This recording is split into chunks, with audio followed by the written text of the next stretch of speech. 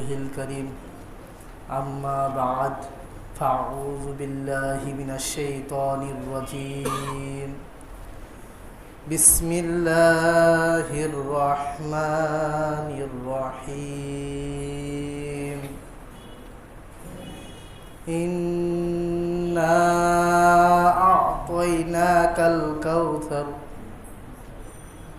فصل لربك وانحر إن شانئك هو الأبتر صدق الله المولانا العظيم وصدق رسوله الكريم ونحن على ذلك لمن الشاهدين والشاكرين والذاكرين والحمد لله رب العالمين سبحانك لا علم لنا إلا ما علمتنا إنك أنت العليم الحكيم اللهم صل على محمد وعلى آل محمد كما صليت على إبراهيم وعلى آل إبراهيم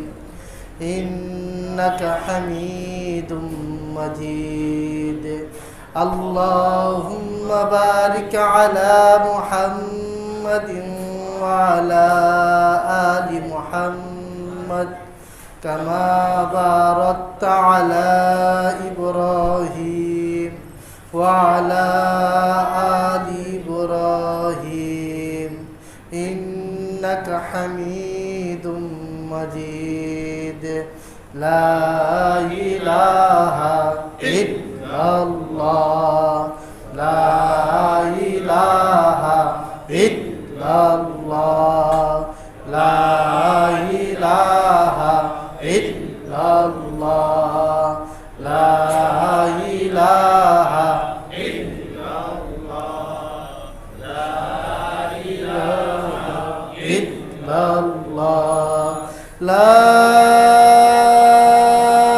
إله إلا الله محمد رسول الله صلى الله عليه وسلم الحمد لله আলহামদুলিল্লাহ আলহামদুলিল্লাহ মহান রব্বুল আলামিন দরবারে লাখ কোটি শুকরিয়া যে মহান রব্বুল আলামিন আমাকে এবং আপনাদেরকে তার ফরজ নামাজ মাগরিবের নামাজ আদায় করার জন্য একত্রে করছে, আমাকে এবং আপনাদেরকে তৌফিক দিছে মাগরিবের নামাজ জামাতের সাথে পড়ার জন্য। এজন্য শুকরিয়া আদায় করি আলহামদুলিল্লাহ। জিকিরের মজলিস এমন একটা মজলিস, আল্লাহর হাবিব জনাবে মুহাম্মদুর রাসূলুল্লাহ সাল্লাল্লাহু আলাইহি ওয়াসাল্লাম তিনি বলেন, তোমরা যখন জান্নাতে চলো, জান্নাতের পাশ দিয়ে যাও, তখন জান্নাতের কিছু সময় বসো এবং জান্নাতি ফল খাও। সাহাবীরা জিজ্ঞেস করছে, ইয়া রাসূলুল্লাহ সাল্লাল্লাহু আলাইহি ওয়াসাল্লাম, দুনিয়ার ভিতরে জান্নাত কি আর জান্নাতের ফল কি? কয়, বিভিন্ন এলাকার থেকে বিভিন্ন গোত্রের থেকে শুধুমাত্র কেবলমাত্র আল্লাহর জন্যই বসে, ওটা হলো জান্নাতের বাগান। সুবহানাল্লাহ। আর জান্নাতের ফল সুবহানাল্লাহ, আলহামদুলিল্লাহ, আল্লাহু আকবার। এজন্য আমরা খুশি না বেজার? এজন্য অন্তরস্থল থেকে আরেকবার শুকরিয়া আদায় করি আলহামদুলিল্লাহ। হযরত জিবরাইল আলাইহিস সালাম তিনি বলেন, আমি আল্লাহ তাআলার কাছে জিজ্ঞেস করতে গেলাম, আল্লাহ তাআলা আপনার কাছে সব থেকে পছন্দ জায়গা কোনটা? কয়, আমি এত নিকটে গেছি এই কথাটা শোনার জন্য অন্য কোনো সময় এত নিকটে আমি যেতে পারিনি। কত নিকটে গেছেন? আল্লাহ আর তার মাঝে ৭০,০০০ নূরের পর্দার দূরত্ব, এক একটা পর্দা এক একটা ৫০০ বছরের রাস্তার দূরত্ব। মানে এত দূরে, তারপর বলছে এত নিকটে গেছি এই কথাটা জানার জন্য। আপনার কোন জায়গাটা আপনার পছন্দ? তিনি বলে মসজিদ। মসজিদটা খুব পছন্দ আল্লাহ তাআলার কাছে। আর দুনিয়াটা হলো বাজার। দুনিয়াটা বাজার এই জন্য বলছে, দুনিয়ায় বাইর হওয়ার সাথে সাথে আপনার এমনি কালির কাজ করলে আপনার জামায় কালি পড়ে, শরীরে কালি লাগে, হাত পাও ধুইলে ধোয়া যায়, ময়লা দেখি ধুইলে ধুইতে পারি। কিন্তু দুনিয়া এর জন্য বলা হয়েছে খারাপ জায়গা বাজার। দুনিয়াটা এর জন্য বলা হয়েছে ওই দুনিয়ার নামার সাথে সাথে ওই গুনাহটা শরীরে দেখা যায় না, একবারে ডাইরেক্ট কলবে যেয়ে পড়ে। এর জন্য নিকৃষ্ট বলা হয়েছে দুনিয়াটাকে। আল্লাহর হাবিব জনাবে মুহাম্মদ রাসূলুল্লাহ সাল্লাল্লাহু আলাইহি সাল্লাম বলেন, আল্লাহর কাছে যদি এই দুনিয়াটা যদি মাছির একটা ডানার মতো হইতো, তাহলে একটা কাফেরকেও এক গ্লাস পানি, এক ডোক পানিও খাইতে দিতেন না। তাহলে দুনিয়াটা কত নিচে, কত রূপ। আমরা এই দুনিয়ার জন্য কত কিছু করতেছি। আমি একখানা কোরআনে কারিম থেকে একখানা আয়াত তেলাওয়াত করছি, এটা মোটামুটি সবার মুখস্থ, সূরা কাউসার। আল্লাহ তাআলা বলেন, এক ঘটনার ভিতরে বলতেছি, এক ছেলে এক মেয়ে ভার্সিটিতে পড়াশোনা করত। পড়াশোনা করতে করতে দুইজনে প্রেম হইছে, চোখের দেখা দেখিতে প্রেম হইছে। এখন ছেলে এই মেয়েকে ছাড়া বাঁচবে না। এখন ছেলে মুসলমান আর মেয়ে হইল খ্রিস্টান। কিন্তু প্রেমের দেখা এমন দেখা, ওই ধর্ম বাদ দিয়া তিনি ধর্মের দিকে দেখতেছে না। তার মানে ওদিক খেয়াল নাই। বলতেছিল, তুমি আমাকে পছন্দ করো, চলো আমার মা বাবার সামনে। মা বাবার সামনে নিয়ে গেছে। মা বাবা বলছে, আমার মেয়ের সাথে তোমার সাথে বিবাহ দিব, আমার 3টা শর্ত আছে। 1 নম্বর শর্ত, তুমি যেখানে থাকো ওইখানে থাকতে পারবা না। ছেলে প্রেম করতেছে তো, আচ্ছা ঠিক আছে। 2য় শর্ত হলো, তুমি যে বন্ধু বান্ধবের সাথে আড্ডা দাও তাদের সাথে আড্ডা দিতে পারবা না। বলছে ঠিক আছে। আমরা শনিবার গির্জায় যাই, তুমি আমাদের সাথে গির্জায় যাবা, ঠিক আছে। তার সাথে বিবাহ হয়ে গেছে। ছিল কি মুসলমান, হয়ে গেছে কি খ্রিস্টান। তখন দিলে কিন্তু মুসলমান টানটা আছে। তিনি অনেক দিন সংসার করার পর প্রতিদিন যে সময় যাইতো, তার ওই বাসার যে বাসা ছিল, ওই বাসার অনেকগুলো বই ছিল। ওই বইয়ের ভিতরে একজেল কোরআন শরীফও ছিল। ওই বইগুলো না একটা টেবিলে রাখছে, যেখানে রাখছে বাইর হইলেই ওই বইগুলো দেখা যায়। তিনি প্রতিদিন অফিসে যাইতেন, বাইর হওয়ার আগ দিয়া ওই বইয়ের দিকে তাকাইতেন। বইয়ের দিকে তাকাইতেন না, তাকাইতেন কোরআনের দিকে। আবার আসতেন, তাকাইতেন কোরআনের দিকে। এরকম প্রায় 3 বছর চলে গেছে। যাওয়ার পর একদিন আইসা হঠাৎ দেখে বইগুলো নাই। তিনি যে এলাকায় থাকতেন ওই এলাকার ইমাম সাহেব ওই লোকটাকে তালাশ করতেছে। কয়, পোলাটা প্রতিদিন নামাজ পড়তে আসতো, এখন তো দেখতেছি না, গেল কই? হঠাৎ করে একদিন দেখছে নামাজে। তিনি যখন অফিস থেকে আসলো, আসার পর দেখে কি ওই বইগুলো ওইখানে আর নাই। তখন বিবিকে জিজ্ঞেস করতেছে, বিবি এখানে কিছু বই ছিল। কয়, বইগুলো তো তুমিও পড়ো না, আমিও পড়ি না, এর জন্য বইগুলো ডাস্টবিনে ফেলাই দিছি। সাথে সাথে ব্যাগটা রাখা দৌড়ে গেছে তালাশ করার জন্য। বিবি বলতেছে, কি তুমি কি পাগল হয়ে গেছো নাকি? তখন বিবি বলতেছে, তোমার ভিতরে কি এই ময়লাটা এখনো দূর হয় নাই? নাউজুবিল্লাহ বলেন। কোরআনটাকে ময়লা বলছে তার বিবি, তার শরীর গরম হয়ে গেছে। কইল আমি আমার বাপ মার কাছে যাই গা। তিনি নিচে গেছে গে, তিনি এই মসজিদে আসছে। একদিন হঠাৎ করে নামাজে দেখছে ইমাম সাহেব, ডাইরেক্ট বলতে পারতেছে না, বলতেছে কি আপনি নামাজ শেষ করার পর আমার রুমে আইসেন, চাঁদ দাওয়াত দিলাম, ওই ছেলেটাকে বলতেছে। তিনি নামাজের পরে পুরো ঘটনাটা বললেন। আল্লাহ তাআলা আবার ঈমান দিয়ে দিছেন। কির কারণে? কোরআনের বদৌলতে, কোরআনের চোখের তাজাল্লিতে। এজন্য ভাই মানে ফাও জিনিস তো আমরা কদর বুঝি না। আমাদের দোতলার ক্লাস হাফেজ শেখ মোহাম্মদ ইব্রাহিম সাহেব আমার উস্তাদ, তিনি শুরু করিয়া গেছেন। 3 তলারটা বয়স্কদের জন্য বিনা বেতনে মাত্র 40 দিন কোরআন শিক্ষার আসর।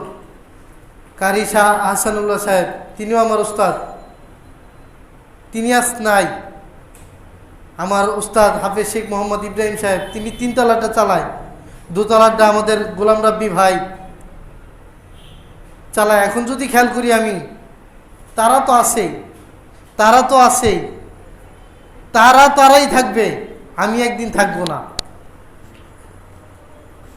এর জন্য ভাই আমরা সহজ জিনিস পাইছি, এর জন্য একটু কদর করার জন্য আল্লাহ তাআলা আমাদের সকলকে তৌফিক দান করুক। একটা মুসলমানের জন্য আপনার খিদা লাগলে আপনার খাইতে মন চায়, আপনার ছেলের খিদা লাগলে আপনার দায়িত্ব তাকে খাওয়ানো, আপনার বিবির খিদা লাগলে আপনার দায়িত্ব তাকে খাওয়ানো। কিন্তু একটা কোরআন, ওই কোরআনেরও একটা হক আছে, ওই কোরআনও একটা খাওয়ান চায় আপনার আমার কাছ থেকে। একটা মুসলমান কমপক্ষে প্রতিদিন 100 আয়াত তেলাওয়াত করতে হবে, এটা কোরআনের হক। হযরত ইমাম আবু হানিফা রাহমাতুল্লাহ আলাইহি তার কিতাবে লেখেন, 1 বছরে 2 বার কোরআন খতম করা এটা কোরআনের হক। আমি মনকে জিজ্ঞাসা করি কয়বার খতম দিছি, প্রতিদিন কয়টা আয়াত পড়ছি। এর জন্য ভাই কোরআন এমন একটা জিনিস। কয়েকদিন আগে আমাদের এলাকায় কোরআনের মাহফিল হইছে, আমাদের কিশোরগঞ্জ, ইনশাআল্লাহ জানুয়ারির 14 তারিখে শুক্রবার। ওইখানে আমরা যাব একদিনের জন্য, ফজরের পর যাব, ইনশাআল্লাহ রাত্রি ব্যাক করে আসব। কেউ যাওয়ার ইচ্ছুক থাকলে আগে আগে নামটা লেখায় দিয়েন ইনশাআল্লাহ। কোরআনের ওইখানে আপনাদের আমাদের মেহনতের জন্য ওইখানে একটা মাদ্রাসা, একটা মসজিদ হইছে। যদি কোরআনের উপরে তাকানোর কারণে যদি আমার ওই লোকটার ঈমান পাইতে পারে, তাহলে ওইখানে একটা কোরআনের মাদ্রাসা, কোরআনের মসজিদ আমি কি একটু দেখতে দিতে পারি না? আপনার আমার একটু সময় হয় না আল্লাহর জন্য? এর জন্য ভাই একটু কোরআনের সময় দেওয়ার জন্য চেষ্টা করি। আল্লাহ সবাইকে তৌফিক দান করুক, আল্লাহ উম্মতি মুহাম্মাদীকে তৌফিক দান করুক।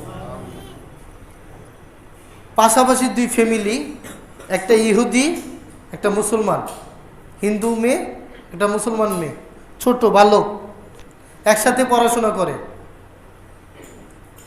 ওই হিন্দু মেয়েটা এই মুসলমানের আন্টির কাছে এই বাচ্চার সাথে খেলাধুলা করে ওই ঘরেই থাকে। আস্তে আস্তে আস্তে বড় হইতেছে, বড় হইতে হইতে ওই আন্টি একদিন বলছে কি, মা তুমি পড়ে লাও লা ইলাহা ইল্লাল্লাহু মুহাম্মাদুর রাসূলুল্লাহ সাল্লাল্লাহু আলাইহি ওয়াসাল্লাম। মা তুমি এটা পড়ে নাও। মেয়েটা পড়ে নিছে, কিন্তু খবরদার বলবা না বাসায়, ঠিক আছে? এই মেয়ের সাথে এইও আরবি লাইনে, তিনিও যে কয়টা সূরা পারে মুসলমানের মেয়ে, এই হিন্দুর মেয়েটাও ওই কয়টা সূরা পারে। আস্তে আস্তে ওইও কোরআন শরীফ নিছে, ওইও কোরআন শরীফ নিছে। আস্তে আস্তে বিয়ার লাইক হয়ে গেছে। এখন আন্টির কাছে আসছে দৌড়াইয়া, আন্টি আমার তো বিবাহ ঠিক হয়ে গেছে, চিন্তা করো না, তুমি বিবাহের জন্য প্রস্তুত দিয়ে দাও। বিয়ে হয়েছে কি মুসলমানের ছেলের সাথে? হিন্দু ছেলের সাথে, হিন্দু মেয়ে যখন হিন্দু ছেলের সাথে তো বিবাহ হইব। বিয়ে হওয়ার পর ওই মুসলমান আন্টি বলতেছে, আপা আপনি যদি কিছু মনে না করেন আমি মেয়েকে একটা গিফট, হাদিয়া তো বলতে পারবে না, গিফট দিব। হ্যাঁ দিবেন, সমস্যা নেই তো, একসাথেই তো বড় হয়েছে আপনার মেয়ের সাথে, দেন সমস্যা নেই। তিনি সুন্দর করে একটা কোরআন শরীফ সুন্দর করে পেঁচে দিয়ে দিছে, কানে কানে বলে দিছে, সবার সামনে বলছে এখানে খুলবা না, শ্বশুরবাড়ি যেয়ে খুলবা। কানে কানে বলে দিছে তোমাকে একটা কোরআন শরীফ দেওয়া হইল। তার স্বামী প্রতিদিন অফিস করতে যেত, কাজবাজ করতে যেত, তিনি ওই কোরআন শরীফটা পড়তেন। কোরআন শরীফ পড়তে পড়তে একদিন হঠাৎ করে তার স্বামী আসলো মন খারাপ করে, আয়সা বলতেছে কি, স্বামী স্ত্রী আমি তো বেশি দিন আজ বাঁচবো না। কেন, কি হয়েছে আপনার? কয় আমার ক্যান্সার ধরা পড়ছে, ডাক্তাররা সব ফেরত দিয়ে দিছে, আমাকে আর দেখবে না, ভুল টুল হয়ে গেলে মাফ করে দিও। কয় আপনাকে আমি কি চিকিৎসা করতে পারি? তুমি কি চিকিৎসা করবা? যদি আমি করি আপনি আমার কথা রাখবেন? যদি আমি চিকিৎসা করি আপনি আমার কথা রাখবেন?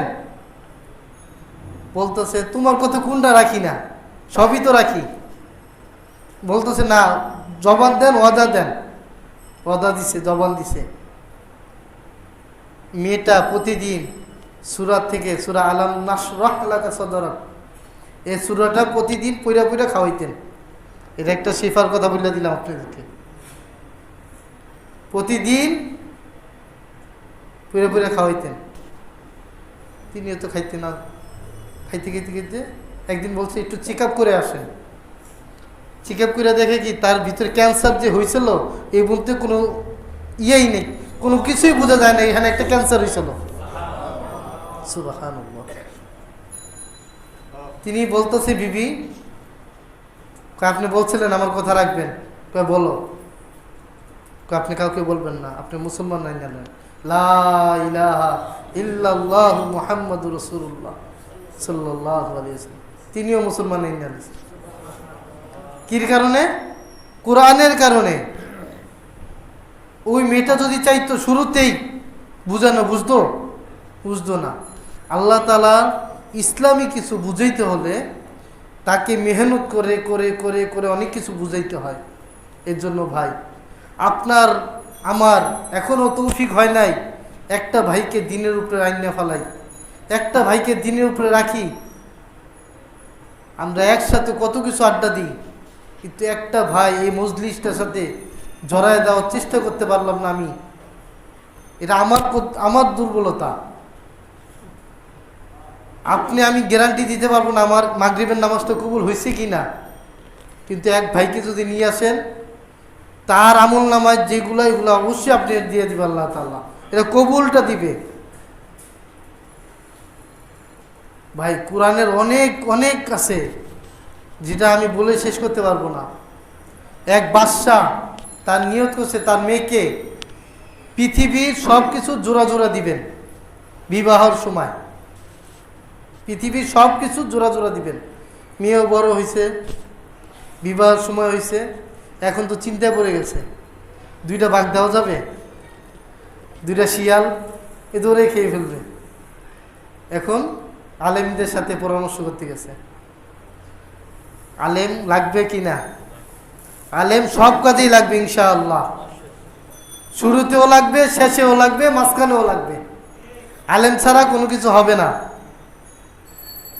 এই জন্য আলেমদের সোহবতেও যেতে হবে। আলেম বললে আলেম হওয়া যাবে না। আলেম বলতে বলতে যদি হইতো তাহলে অনেকেই আলেম লিখতে লিখতে কিতাব লিখে ফেলছে। আলেমদের সোহবতে গেলে আমার আপনার গুণ ওই আলেমের গুণ আইসা পড়বে। এর লিগে কোরআন শরীফ বলে ওকুনু মাআস সাদিকিন, সাদিকিন বান্দাদের সঙ্গী হয়ে যাও। ওই আলেম বলতেছেন আপনি আপনার মেয়েকে বিবাহ সময় এক জেল কোরআন শরীফ দিয়ে দেন, তাহলে আপনার যে হক যেটা বলছেন সব দেওয়া হয়ে যাবে। সুবহানাল্লাহ। এক লোক বাজারে গেছে বাজার করার জন্য, অনেক দিন ধরে না খাওয়া। এখন ওই ময়দানে ওই বাজারে ডাক দিয়ে বলতেছে, পৃথিবীর সবচেয়ে দামি জিনিস কে নিবেন আসেন, অল্প টাকায় বিক্রি হচ্ছে। পৃথিবীর সবচেয়ে ভালো জিনিস কে নিবেন আসেন, অল্প টাকায় বিক্রি হচ্ছে। এই লোকটা মূর্খ, বুঝে না কিছুই। তিনি ওই টাকা দিয়ে বাজার না কিনা, ওইটা একটা কোরআন শরীফ ছিলেন, ওই কোরআন শরীফটা নিয়ে বাসায় চলে গেছে। এত গরিব ছিলেন, তার উঁচা কোনো জায়গা ছিল না, সব সমান, মানে ঘুমাইল নিচে বালির ছাড়া। এখন আইনা বিবিকে বলতে, বিবি বলতেছে বাজার আনো নাই? কয় বাজার তো আনি নাই, পৃথিবীর সবচেয়ে দামি জিনিস নিয়ে আসছি। কয় কি? আমিও জানি না। বিবি দেখে বুঝে লেছে এটা তো কোরআন শরীফ, এটার ইজ্জত দেওয়ার মতো তো আমাদের ঘরে কোনো জায়গা নাই, তাহলে আমরা কিভাবে রাখবো? রাত্র হয়ে গেছে, কালকে দিয়ে আসবেন আপনি, আবার এটা কালকে দিয়ে আসবেন। আচ্ছা ঠিক আছে, তো রাতটা তো পার করতে হবে, রাতটা কিভাবে পার করবো? অর্ধেক রাত আপনি মাথায় নিয়ে থাকবেন, দ্বিতীয় রাত আর অর্ধেক রাত আমি মাথায় নিয়ে থাকবো। সারা রাত এইভাবে কাটিয়ে দিছে মাথায় রাখতে রাখতে। সকালবেলা বিবি বলতেছে দিয়ে আসেন, স্ত্রী স্বামী বলতেছে দিয়ে আসমু, এটা একটু আইনে খুললেও তো দেখলাম না, একটু খুললে দেখি কি এটা। কোরআন শরীফ যেখানে খুলে এটা আমার মুখস্থ, এটা আমার মুখস্থ, এটা আমার মুখস্থ। আল্লাহ তাআলা দুজনকে কোরআনের হাফেজ বানায় দিছে, কোরআনের মোহব্বতের কারণে, কোরআনের সৌবতের কারণে। আপনার আমার কোনো দাম নাই। আমাদের, আমি আগে আরও একবার বলছিলাম, আমাদের এখানে কয়েক বছর আগে বিক্রমপুরী অলিউল্লাহ সাহেব আসছিলেন। তিনি বলতেছিলেন একটা আতরের দাম 1 লক্ষ টাকা, আতরটা ফালাই দিলাম, বোতলের কোনো দাম আছে? এই দেহের কোনো দাম নাই, দাম হলো ইমানের। আপনার আমার ইমান কিভাবে বাড়বে? আল্লাহ তাআলা কোরআন শরীফে বলেন বেশি বেশি তিলাওয়াত করো, বেশি বেশি তিলাওয়াত করো, বেশি বেশি তিলাওয়াত করো। আরেক জায়গায় বলছেন আমরা তো অনেক হাফেজ না, মুখস্থ হবে না, ওই সময় বলে বেশি বেশি লা ইলাহা ইল্লাল্লাহ, লা ইলাহা ইল্লাল্লাহ, লা ইলাহা ইল্লাল্লাহ, লা ইলাহা ইল্লাল্লাহু মুহাম্মাদুর রাসূলুল্লাহ সাল্লাল্লাহু আলাইহি ওয়াসাল্লাম। এক কাফের নবীজিকে এসে বলতেছে কি, ইয়া রাসূলুল্লাহ সাল্লাল্লাহু আলাইহি সাল্লাম, আপনি আমাকে কিছু শিখান। কাফেরও বুঝে নবী শিখছে কার কাছ থেকে? আল্লাহর থেকে, তাহলে তার শিক্ষক অনেক বড়। এখন কাফেরা বলতেছে কি আপনি আমাকে কিছু শিখান, আপনি আমাকে শিখান। নবীজি ডাইরেক্ট শিখান নাই, হযরত আলী রাদিয়াল্লাহু তাআলা আনহুকে ডাক দিয়ে বলছেন তুমি তাকে একটু শিখাও।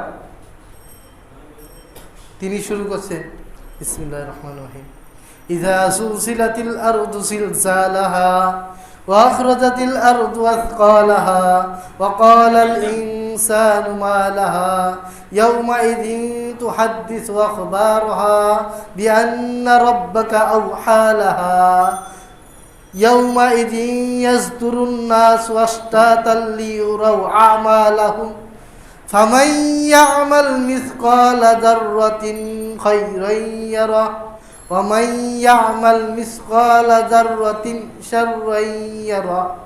এই দুই আয়াত শোনার সাথে সাথে ওই লোকটা বলতেছে আমার শিক্ষা হয়ে গেছে, আমার শিক্ষা হয়ে গেছে, আমার শিক্ষা হয়ে গেছে। হযরত আলী রাদিয়াল্লাহু তাআলা আনহু রাগ হয়ে গেছে, শুরু করতে পারলাম না, এই বলে সব শিক্ষা লাইছে, নবীজির কাছে বিচার দিতেছে। কাকে দিচ্ছেন শিক্ষার জন্য? এই 2 আয়াত শূন্য তিনি বলতেছে আমার সব জানা হয়ে গেছে। কয় তুমি তাকে নিয়ে মাথা ঘামাইও না, তার জ্ঞান খুব ভালো। ওই 2 আয়াতে বলছে খারাপ কাজ করব না, কোনো খারাপ, ছোট থেকে ছোট খারাপ কাজ করব না, ছোট থেকে ছোট ভালো কাজ ছাড়ব না। বুঝছেন? ছোট থেকে ছোট, একবারে ছোট খারাপ কাজ করব না, একবারে ছোট থেকে ছোট নেকির কাজ ছাড়ব না। বলতেছে তুমি তাকে নিয়ে ঘামাইও না, তার যা বুঝ এই 2 আয়াতের ভিতরে হয়ে গেছে। তাহলে কোরআনের বরকত আছে কিনা? কোরআন প্রতিদিন, আগেও বলছি আরেকবার বলে, প্রতিদিন কোরআন 100 আয়াত তার হক তেলাওয়াত করার জন্য প্রত্যেকটা মুসলমানের। হযরত ইমাম আবু হানিফা রাহমাতুল্লাহ আলাইহি তার কিতাবে বলে লেখে প্রত্যেকটা মুসলমানের উপর প্রতি বছর 2টা করে কোরআন খতম করা, এটা কোরআনের হক। আল্লাহ তাআলা আমাদেরকে সকলকে বেশি বেশি বেশি বেশি কোরআন পড়ার তৌফিক দান করুন। আমার উস্তাদ বলছিলেন লালবাগ মহিলা মাদ্রাসায়, হুজুরটা নামে খেয়াল নাই, তিনি আমার উস্তাদ আর হায়দার মামা গেছিলেন দুইজনে। পরের দিনে ঘটনাটা বলছেন, এক আলেম, এটা ফাজালে আমলের ভিতরেও আছে এই ঘটনাটা, একটু অন্যভাবে আছে। এক আলেম বয়ান করতেছিলেন, ওই এলাকার এক যুবক, তিনি জান্নাতও দেখতে পারতেন, জাহান্নামও দেখতে পারতেন, কিন্তু এলাকার বাসীরা বিশ্বাস করতো না। জান্নাতও দেখতে পারে, জাহান্নামও দেখতে বিশ্বাস করতো না। এরকম এক বয়ানে বসছে, বয়ানে দেখতে দেখতে দেখতে ওই ছেলেটা হাসতেছে। তুমি হাসো কেন? আমি জান্নাত দেখতেছি। হুজুরও মনে করতেছে এমনি। তিনি কিছুক্ষণ পরে কান্না করতেছে, হাউমাউ করে গড়াগড়ি খাইতেছে। ওই ছেলেটা দোয়া মুছে বলতেছে তুমি কাঁদতেছো কেন? আমার মাকে জাহান্নামে জ্বালাইতেছে, এর জন্য আমার অস্থির, আমি সহ্য করতে পারতেছি না, আমার মাকে জাহান্নামে জ্বালাইতেছে। হুজুরে কয়েকবার 70,000 বার লা ইলাহা ইল্লাল্লাহর খতম ছিল। হক্কানি আলেমরা, আল্লাহওয়ালারা, তারা পড়ে পড়ে রাইখা দেয় নিজের রিজার্ভে। আর আমি পড়তেই চাই না। আমার এক ভাই যদি ইন্তেকাল করে, লা ইলাহা ইল্লাল্লাহ খতম উঠেই না আমার জবান দিয়ে। খেয়াল করা দরকার, এই সময়টা কিন্তু আমারও একদিন আসবে। তুমি যা কিছু করো আর না করো, টিট ফর ট্যাট, তুমি যা করবা তুমি তাই পাইবা। তুমি যদি একজনের জন্য 200 বার পড়তে তোমার হয় নাই, তোমার জন্য আরেকজন 200 বার পড়বে, এ আশা করো। আমাদের ওস্তাদ বলতেন, তার আব্বা হুজুর বলতেন, বলে কদু গাছ লাগাইছো, যাওর আশা করো তাহলে হবে? যাও গাছ লাগিয়ে যদি কদুর আশা করো হবে? হবে না। কদু গাছ দিয়ে কদু গাছই হবে। এর জন্য ভাই আমাদের 70,000 বার বাবলু ভাইয়ের জন্য পড়ার কথা ছিল। আমরা সোমবার হালকা জিকিরের সময় হবে, আমরা সবাই খেয়াল রাখবো। তিনি বলতেছে আল্লাহ, কাউকে মুখটা চুপচাপ, আমার ওই যে ওইখানে যে হিজাব করা ছিল ওইখান থেকে 70,000 তার মান নামে দিয়ে দিলাম। আবার বয়ান শুরু। একটু পরে ওই ছেলেটা আবার হাসতেছে, বলতেছে তুমি হাসতেছো কেন? আমার মাকে আল্লাহ তাআলা জান্নাত দিয়ে দিছে। বুঝছেন, ওই আলেমও তিনি বলতেছেন তখনও আমার ইকিন হয়ে গেছে আরো বেশি। 70,000 বার কেউ যদি লা ইলাহা ইল্লাল্লাহ পড়ে কার নামে, আল্লাহ তাআলা অবশ্যই মাফ করে দিবেন। এই জন্য বেশি বেশি আমাদের লা ইলাহা ইল্লাল্লাহ, কেউ ইন্তেকাল করে নাই, পরে পরে জমায় রাখা দিই, আমাদের উপকার হবে। নিজের জন্য, নিজের বাবা মার জন্য, নিজের দাদা দাদির জন্য, নানার জন্য, আমাদের ওস্তাদের জন্য, সবার জন্য একবার পরে যদি সবার উম্মতি মুহাম্মদি বিছিয়ে দিই, আমার ওস্তাদ হাফেজ শেখ মোহাম্মদ ইব্রাহিম সাহেব তিনি বলছিলেন, তিনি এক বয়ানে গেছিলেন, তিনি ওখান থেকে আসার পর বলছেন, কেউ যদি সূরা ইখলাস 3 বার পড়েন 1 কোরআন খতম পাওয়া যায় নাকি। এই নিয়তটা যদি কেউ করে, হযরত আদম আলাইহিস সালাম থেকে এই পর্যন্ত যত মুসলমান নরনারী কবরে চলে গেছে সবার কবরে দিয়ে দেন, আল্লাহ কি নিষ্ঠুর? প্রত্যেকটা কবরে এক খতম করে কোরআন শরীফ সব যাইবে না, খালি কি নিয়তের কারণে। এজন্য ভাই আল্লাহ আমি যা বলছি এর ভিতরে আমল করা তৌফিক দান করুক, উম্মতে মুহাম্মদী আমল করা তৌফিক দান করুক। আমার কথার দ্বারা কেউ কষ্ট পেলে আল্লাহর রাস্তায় মাফ করে দিবেন। আসসালামু আলাইকুম।